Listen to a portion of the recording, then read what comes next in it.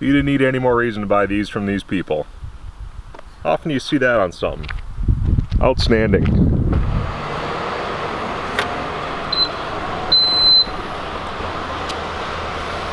Boy,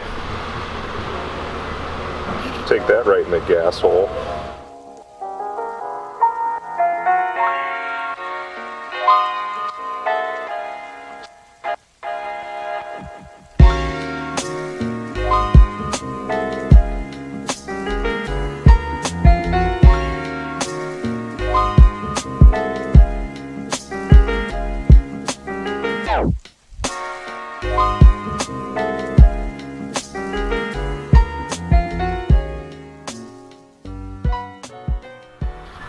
Look at that big pile of crap.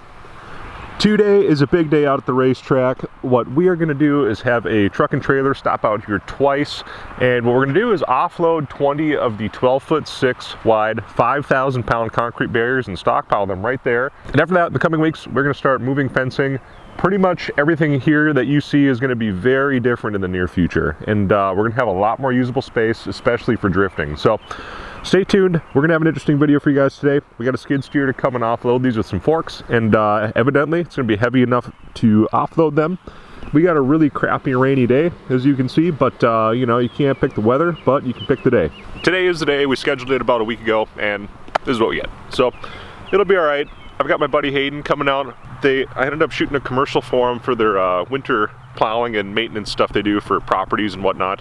And yeah, they're gonna come out and give me a hand with this. He's got a Bobcat T650. It's a little bit heavier than the Cat. I think it's a 289D or 279, I forget what it is. Anyways, it's a little bit heavier duty than the Cat that we've had out here last summer with my buddy Jeff working, and he had one of these blocks and he kind of test picked one up at his shop, and he was able to do it, picked it up right over the cab. So it should be powerful enough if you can get a good bite with the forks as close to the machine as you can to offload them. But if you know, semi-trailers are pretty tall. I think they're 48 inches or something like that, I was told. But anyways, they're a little ways up there, so this is evidently the machine for the job, and he'll be here pretty soon. So I'm thinking that the semi truck will be able to pull right in here. I'm hoping if he comes in real wide, kind of where I drove in the grass, hopefully that'll work, because this will be a great area to work on both sides of it and stockpile in. Otherwise, you know, we might have to do it up at the road, but I'm doubtful. So I'm gonna get out of the rain, and I'll catch up with you guys when everyone starts showing up.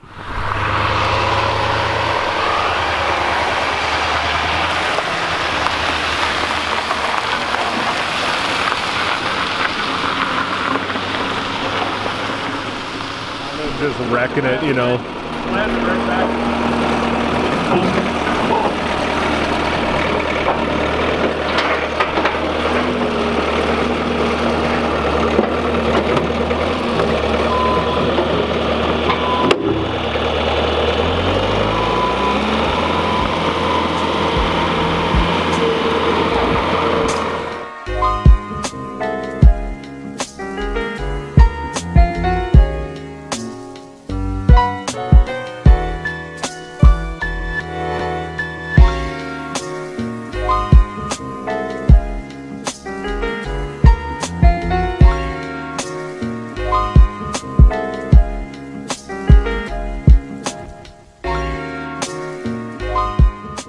Alright, so a few hours late for our start, but the cement barriers are here. I got a ton of fencing pulled. Got to chat with my grandma for a while. She swung out to see what's going on, but isn't that a beautiful sight? I've been looking for those things for about a year now, and we got quite a few used ones actually showed up from Delzato and Renchall, and this guy's going to set them all on the ground. We'll take the skid steer and actually place them when the time comes there. So this is quite a unit to come through. We'll see how it makes the corner. I think it'll be okay though. God, those things are big. Oh yeah, no problem. No problem. So we're gonna have 20 of these. This is the first 8, and this is what it takes to move them. They're 5,000 pounds each. So if you add it up, it's adding up pretty quick as far as weight goes, but pretty cool sight. This thing is huge. Like, I actually got to back up with this wide angle lens. You just put the trailer, and I guess they just drop them. He's probably going to drive over under the grass and kind of do it, but I've never seen this get done. It's kind of neat. There's some magic to this for sure.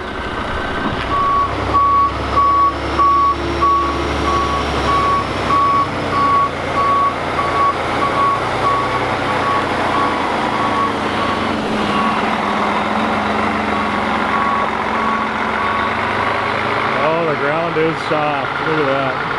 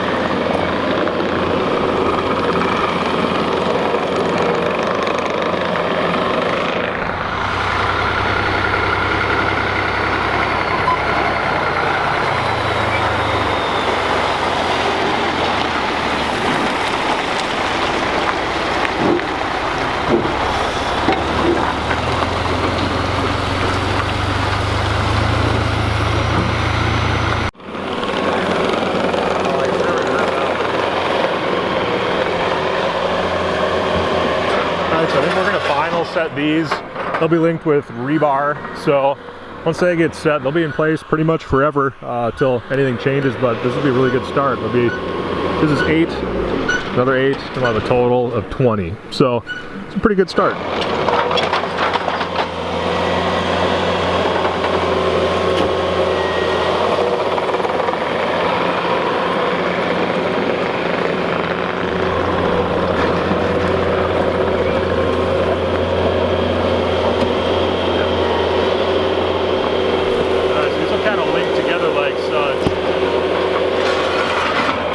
Figure out how to fine tune this thing.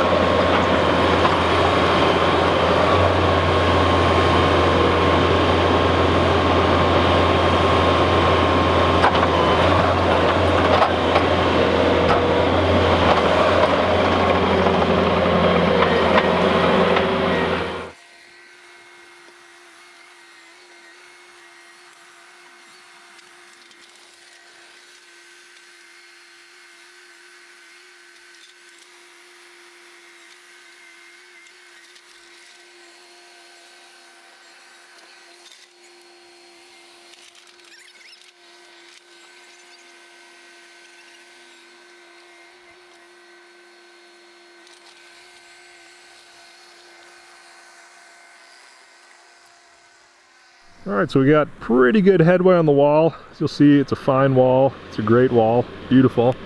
I probably should have had him run it out a little bit harder out here because it's going to be kind of steep if somebody comes in hot over here. So there's going to be some details to figure out, but we're learning as we go.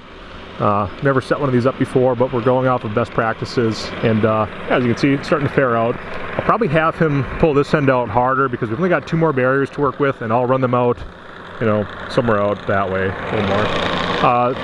They're going to come back with 4 more of these barriers, and that's going to wrap it up for today. So I'm going to hang out for them. and admire the progress out here. So check that out, pretty cool. All right guys, so we have 3 remaining barriers over there, and what that is going to do, we'll talk about that later. What that's going to do is actually finish out the barriers out to here, and I think I found 3 more identical ones. Delzato also made them, and it's from a construction company that sold and is now closed. If I can move them here in the next week at the time I'm filming this, so like today's Monday, I got to get them out of there by this Friday, so I've got 4 more days technically. I can have them for free, and they're about a $275 value each, minus the moving, so it's about 900 bucks in barriers. So you guys know, 20 barriers delivered is $6,000. So that's just barriers. I need at least twice that. Don't mind the cowboy hat. We'll talk about that in another video, but a lot of you probably don't know that I actually own a Trans Am and a Camaro. So it's a little bit more fitting than you might have otherwise assumed. So this is what it looks like all set. If you guys haven't seen these before, I looked really close. There is this like stranded steel, and it runs through all these. There's lifting ears on the top of each of them, so the gantry crane on top of the truck, as you saw. It's real slow and tedious, but that is how they lift them, and yeah, that's pretty much the deal. Over in the pit here, I'll show you I'll give you a quick update on this. I've got a couple of quotes. One of them was insane. I was quoted like 2,800 bucks to pave this if we did the prep work, which we did. The company that's going to come out and do it is going to give me a real estimate tomorrow. They'll be out here, and what they're going to end up doing is saw cutting these, so we have a nice perfect rectangle. This is approximately 10 by 100 as we measured it, and it's going to be something like 2,500 bucks to 3,000 bucks just to pave this little area. But what that does is it now incorporates this whole area into what will be a skid pad in a really good spot to come in wide when you're out drifting. And you have a turnaround spot or any number of configurations with it, and it's a much better start than we kind of were otherwise having with the property for drifting. This will open up quite a bit of opportunity. We'll have this completely barriered off.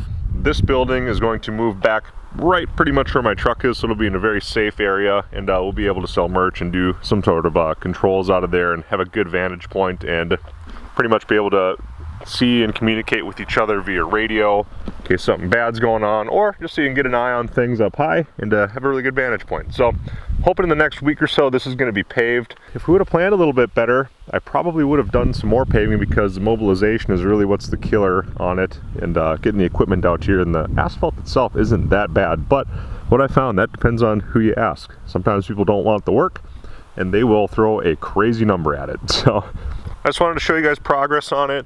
The wall is going to be pretty big. These are 5,000 pounds each. This is 100,000 pounds of concrete that will all be linked together.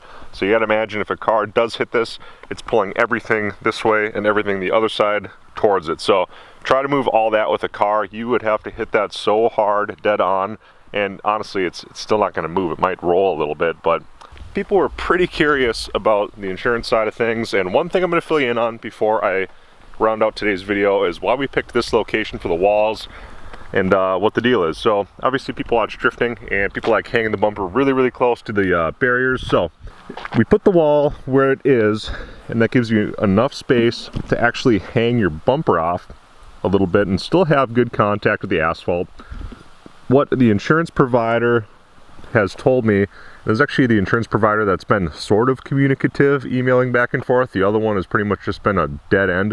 It's kind of surprising how difficult it is to get some information out of these folks. I mean, they're all real friendly, but I don't know, it seems as though if they can tell you don't have $1 million bucks, they treat you like it. And it's fine, I understand, it's just part of the nature of it, but it's kind of frustrating, and honestly it's a little disheartening, and that's been the biggest problem I've had, is I guess trying to find people in that industry to take me seriously. But the one thing they did let me know is that most policies are going to want a 10-foot setback from your wall. So say homeboy's scooting in hot, you know, even myself when I'm out here in the Camaro someday, if I came in really hot, all that's stopping it obviously is this stupid wall of tires, which is going to do absolutely nothing, and then some fencing. So what you really need are these barriers. Now you might say, yeah, you can do an earthen one, right? You can do such and such, right? There's a lot of things you can do, but these are the best thing to do it. They're actually designed, I know some of you guys know this, you're probably going to tell me, but these are designed in such a way where a car hits it, it will travel up the wall and deflect away. So that's why the base has such a shaped foot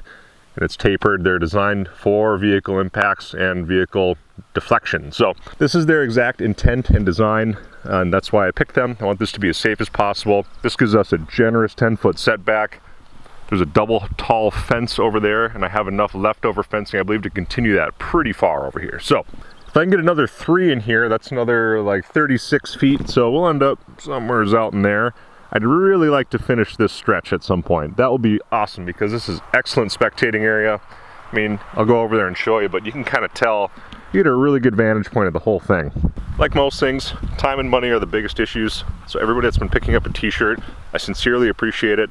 It's sort of helping subsidize this a little bit. It's not paying for all of it by a large margin, but at the very least, it helps. And it's cool having some visibility out there, and you can kind of show people what's going on out here. It's an interesting thing, I think.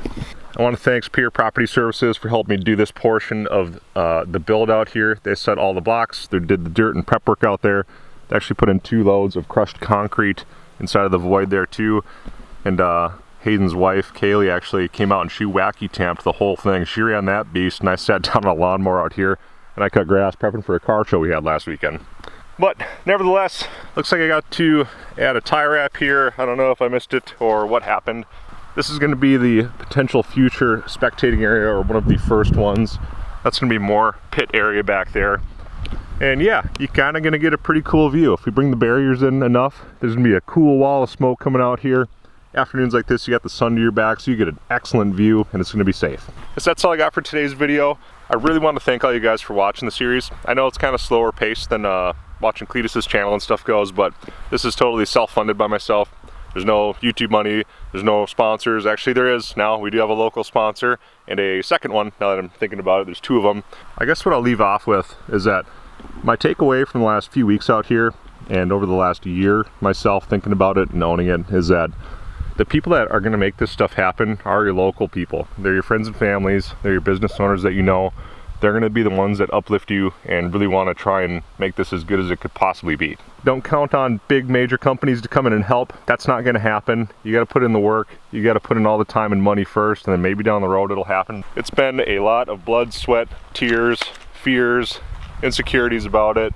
There's been a lot of ups and downs. I do want to thank Ryan Kirkwood from UMI Performance. He's given me a ton of insight. Obviously he owns UMI Performance and UMI Motorsports Park. That guy's given me a lot of really good advice and filled in some blanks, and more than anything kind of put my mind at ease. I've bent on him a couple of times saying like, hey, you know, I'm kind of freaked out about this, you know, is this normal? Do you think these things, you know, just, he's been really supportive. So thanks, Ryan, appreciate it. Anyways guys, that's all I got. I'm gonna go put my cowboy hat down, and I'm gonna get out of here for the night. It's beautiful. I love it out here this time of the year, and yeah, wish I could stay out here, but that's for another video. So we'll see you guys in the next one.